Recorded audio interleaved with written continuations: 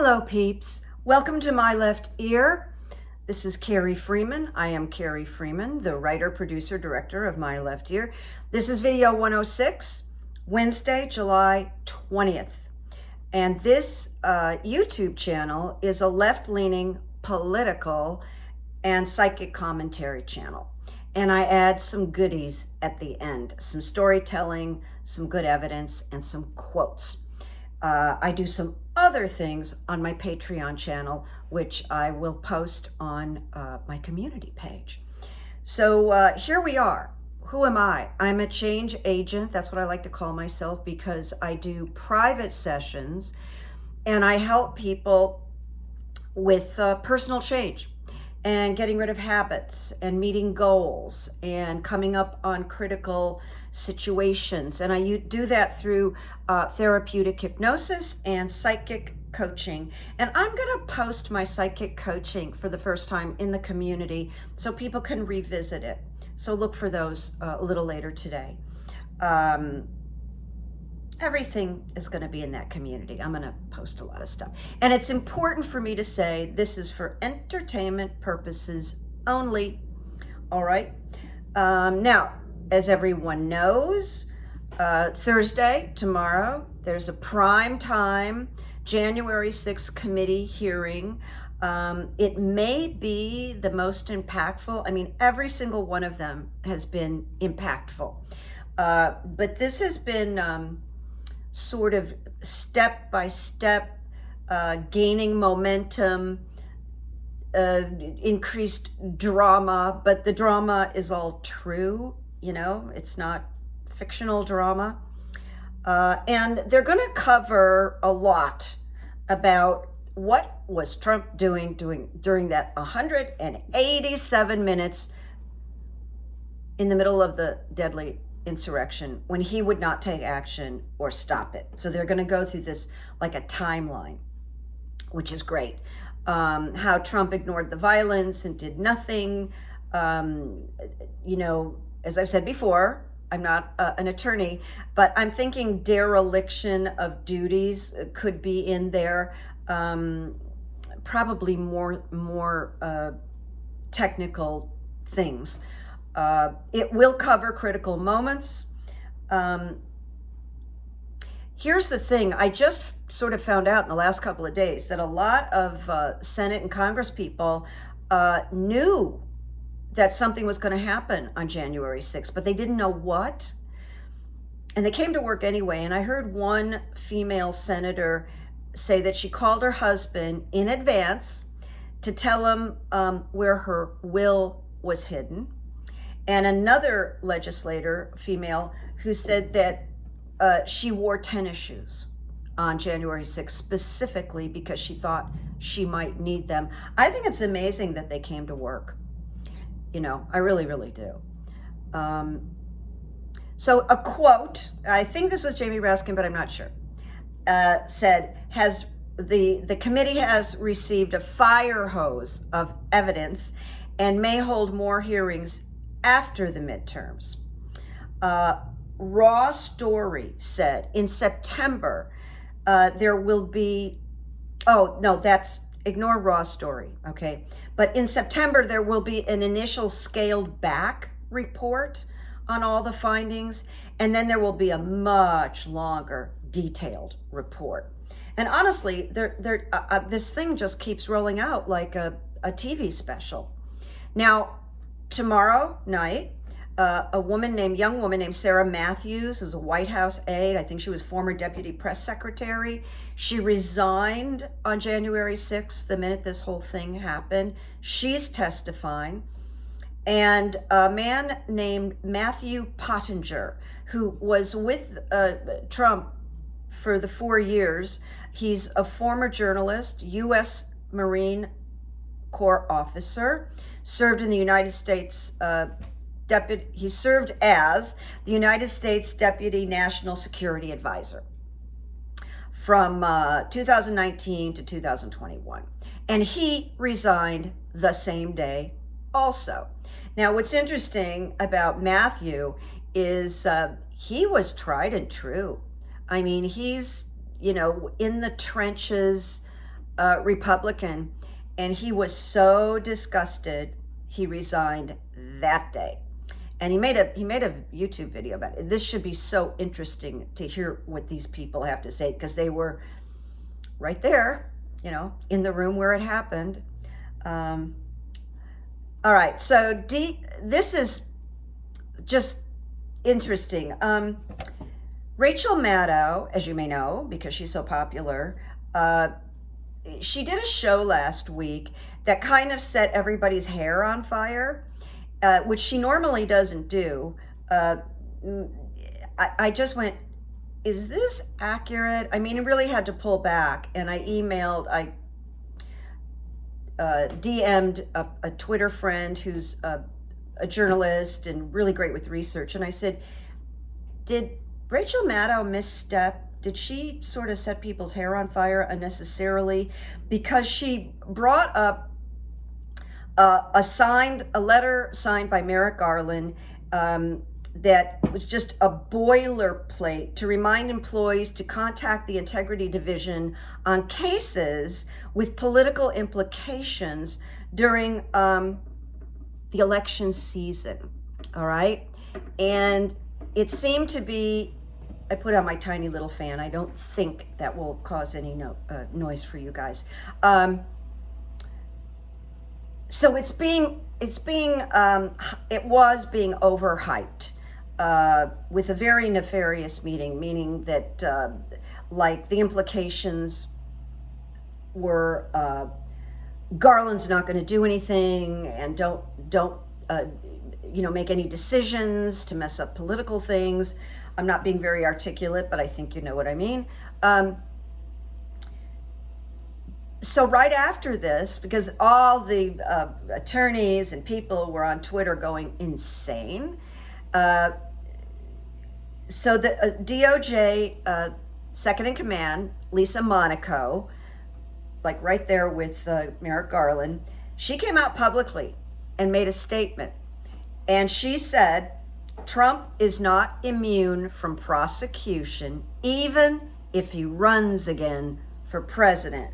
Well, that statement by Lisa Monaco, I think that's a giant exhale. That's like, oh, thank God, and then Glenn Kirshner came out. My screen blew up again, as you know. My screen blows up all the time. It just blows up and I can't read it. Glenn Kirshner came out to sort of quell the panic, and he said, he wrote, he's at Bannon's trial reporting kind of, from the outside right now. So he wrote, I understand everyone's concern, but I actually don't think it's as ominous as it appears. I'm on my way back to the courthouse for 2 days for Steve Bannon's trial, but we'll try to do a short video this evening taking on this issue of Garland's memo. Then Doug Jones, who, Democrat, Alabama senator from 2018 to 2021, U.S. attorney for Northern District of Alabama. And he came out and made a video because he thought, I think people are going nuts and I want to talk everybody down from the ledge. So he came out and said, this is a Justice Department policy, such a letter. It's tradition. DOJ issues a guidance before every election. It does not say an investigation will come to a halt. It's standard practice. Now, Doug Jones, who's just a very balanced guy, does not think that the memo will stop investigations, information. The DOJ needs to be pristine. But I think the most promising thing this week is the announcement that Trump can run for president and he can still be issued subpoenas, he can be indicted. It's not going to stop them. He thinks it's going to. That's his, he's assuming, all right, which is not a good thing to do. All right, now we're going to move on to the famous Secret Service texts that have been purged, that allegedly can't be retrieved. So there is a wonderful reporter. She's always so balanced, Carol Leonnig, and she's on MSNBC. I really, really like her. And she writes books. She wrote a book on the Secret Service, and she just was quoted as saying, "This is a big mess." On the texts, she says, "A lot of texts are going to be missing. The Secret Service doesn't believe texts are part of government records. This agency, as a matter of practice, does not back up telephone texts." Well, that's fine and good, and I believe her. However, my left ear in this particular situation believes that the Secret Service intentionally purged those texts, because January 5th and January 6th, they're gone, seriously, in the middle of this giant investigation. So I threw runes. I thought it was really worthy of runes. So I just asked the runes, Secret Service, are they lying? So this is what I got. Let me see what I've got here with my, okay. So I got signals reversed. And for the gentleman out there that's on a fixed income, there it is. That's signals reversed, if you can see it. Okay. There. Now listen to this. This is, the runes are on fire today. Not hair on fire, but the runes were on fire. May be concerned over failed communications, lack of clarity, either in the past or the present. A sense of futility, of wasted motion may overwhelm. This is the time for cleaning out the old. And I wrote a little note in there, Secret Service members must be purged. And this rune, as advice, says, consider the use of adversity. No kidding, right? All right, the second rune, protection. This is the rune of protection. Control of emotions is an issue. And I want to say the Secret Service are going nuts right now. This has to do with, happens during shifts in the life course. This rune may deliver new challenges, and with them may come trespasses, offenses. There is a caution here. Timely right action and correct conduct are your only protection. Isn't that interesting? Do not try to pull down the veil and escape by denying what is happening. I'm telling you, these runes talk to us sometimes. All right, so initiation. And initiation is reversed. I think it gets a little confusing here, but that's reversed. And it says, the old way has come to an end. So literal, isn't it? Simply cannot repeat the old way and not suffer. All right, so I picked another rune as a clarifier. And it says, there may be considerable frustrations in your life when you draw this rune. So I'll tell you, I believe that my left ear was correct, and I believe these runes are correct. Number one, they're in a mess, they're scrambling, and my left ear feels there are some wickedly guilty Secret Service in this mess. Not all of them, but there's some wickedly guilty ones, and it would be explosive if we saw those texts, because some of them, I'm just telling you, I know this, we're totally complicit and in on it. Well, from the beginning, you know, I'm watching it, I'm going, aren't the Secret Service supposed to usher him away in light of a giant riot? And they didn't. They knew about it, they were planning on it, and they were part of it. And I believe we're going to find out. We are going to find out. So the answer is yes. For entertainment purposes only, yes. The Secret Service were purging, are lying, and they're scrambling, and they're scared. Now, There might be one Secret Service person that says, you know, I'm going to save my butt and I'm going to come forth and testify. That's a possibility. All right. This is very sad. One more comment, it's just my comment, that, you know, it used to be that the Secret Service were like sacred and like 120% American, and we could trust them. And it's not the case anymore. I think they should, if they're trained at Quantico, I'm not sure where they're trained at, the Secret Service, they should go get a fresh new crop and put them in there, you know, for the most part. All right. Fani Willis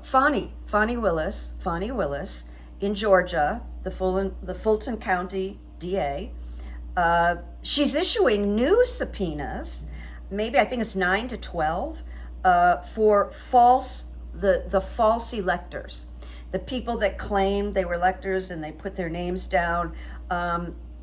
And Fani will drop Trump's first indictment, pretty sure of that. So she's the one with the strength and the courage and you know what else. And you know, this came to me that I should just ask this question, and it kind of came to me out of the blue. So I said, okay, I'll ask it. And what I asked the runes, will Pence testify? Will Mike Pence testify? Got interesting runes again. I got the rune of gateway, and I got it reversed, okay? Gateway. So this is interesting. It's a place of non-action. Gateway is not to be approached and passed through without a lot of contemplation. And it says, here you are, confronted over what is hidden within yourself. And generally, there's a lot hidden in Mike Pence. He's like kind of blank. Now is not the time to make decisions. Now, this is the first room. There is work to be done both inside and out. So perhaps he's soul searching. I think he desperately does not want to testify because I believe he's afraid it will interfere with his run for the presidency.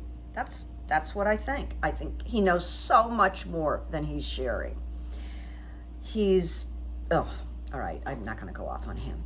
The second room, constraint. So this is constraint.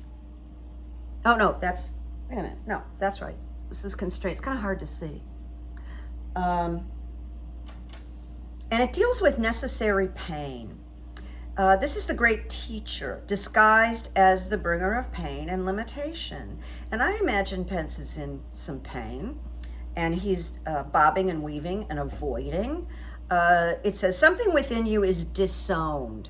So this is the theme with this reading with Pence. Something within him is disowned. He had to do that in order to stand next to this guy, Trump, for 4 years and look at him with the look of love. Something within you is disowned, and a cleansing is required.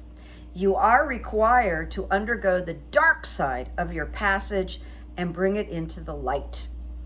And the control of anger is important here. And I know Pence doesn't represent it, obviously, but I have always felt he's just really got a lot of anger inside of him.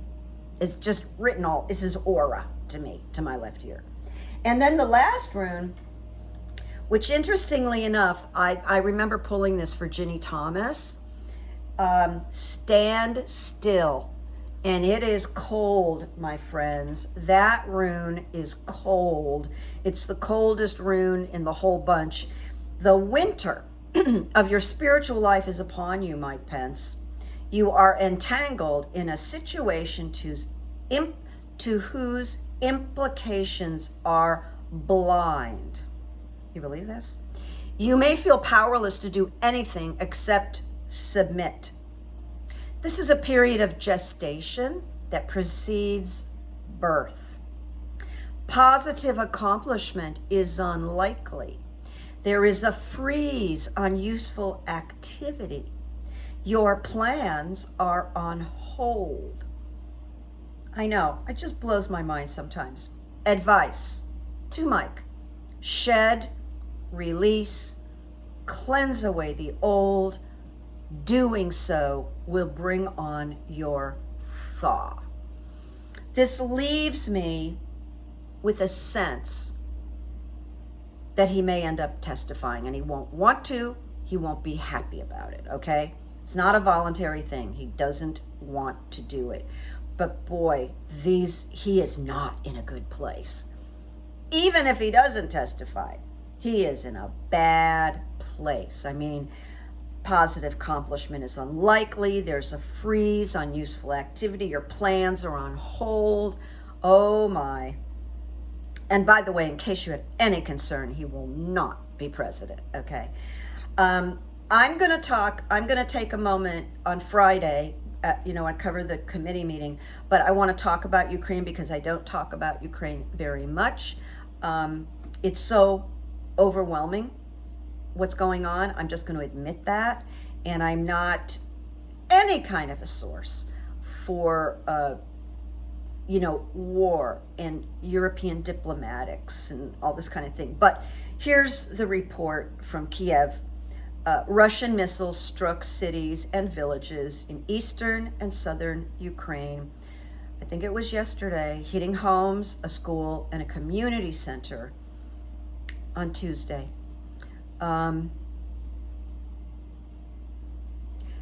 As Russian President Vladimir Putin won strong support from Iran for his country's military operation. So eastern Ukraine province is considered a likely Russian occupation target. One person was killed, 10 wounded in the airstrike that hit a 5-story apartment building. This situation with Ukraine, I don't think I have the words for how sad it is, because there was no war, there was no problem. These people are so innocent, and beautiful Ukraine is just, becoming rubble. And yet, the good guys say Putin cannot win this, cannot win this, cannot win this. So I'll throw some runes on that tomorrow. And now we're winding up. Good evidence. I was thinking about what can I share? What can I share? And then I had a memory of something that was pretty big, and it was right before COVID hit. I flew to San Miguel Allende, Mexico for the first time. I met my sister-in-law there, and in prep for the trip, I really didn't have the right clothes because it was kind of damp and cold. And I thought, well, I'll go to my credit union and pull out some money. So I went to my credit union, sat down with one of those managers, and he's going through my account, and he looks up and he says, "Do you know that there's $2,600 in your savings account?" And I went, "No, I wasn't putting anything in that savings account." And he went, "Well, money was going into it every month, and you now have $2,600. Would you like a check?" I said, "Yeah, thank you." And I walked out of there with a check for $2,600 that I didn't know I had, and I bought some clothes for the trip. That's a really good story, isn't it? Good evidence, all right? Really crystal clear. Quotes. The first thing is not a quote, but it is a fact that I think is so inspirational that I just wanted to share this with you. Here it says, I don't know who wrote this. "In case you're worried that you are too old to pursue your dreams, Frank Lloyd Wright, famous architect, completed 1/3 of his life's work between the ages of 80 and 92. Isn't that fantastic? Oh my God, I love it. Okay, here you go. All right, here's John Lennon quote. It says, or he said, "Being honest might not get you a lot of friends, but it will always get you the right ones." John Lennon. Being honest might not get you a lot of friends, but it will always get you the right friends. John Lennon. Okay. And this quote is from a man who was my acting teacher many years ago. He has passed. He was a great acting teacher, and there are some people that have gone on in that class to do great things, really make careers for themselves. He gave me my first start. In fact, I should tell that story on Patreon. But at any rate, Gordon said in class one day, because he was always full of philosophy. It wasn't just teaching acting, it was kind of life also. Very kind man. And by the way, the father of actress Helen Hunt. He said, when you don't know what to do, just do something. And I have found that the best advice in my life. And I have passed it on to people. Because people often wait to do the right thing. Like, no, I will, but it's got to be the right thing. And when you don't know what to do, you're stuck, and it says, just do something. So I'm going to leave that with you. It's really great. And I will see you on Friday. I'll be glued tomorrow to the hearing. And I hope you'll watch it with me from wherever you are. Peace and blessings. Make peace. Make good memories. And I'll see you soon. Bye-bye. Bye-bye.